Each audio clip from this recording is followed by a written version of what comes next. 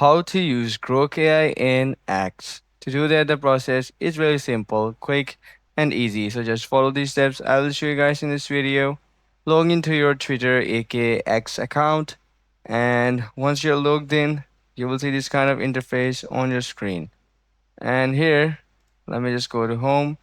This is the home page, and on the left bar, if you see this Grok option, you can go and click on it, and here it will open up Grok AI. So now you can just start chatting with Grok AI, and it can generate a random post for you. You can generate different responses using this AI, which is very useful thing. And of course, you can upload files, all these options that you get in official Grok AI. And this is the Grok AI third version, which is the default one. And there's also Grok AI 4 option, which you can directly use from X. Well, that's how you can go and do it. I hope you found this video helpful. I'll see you guys in the next video.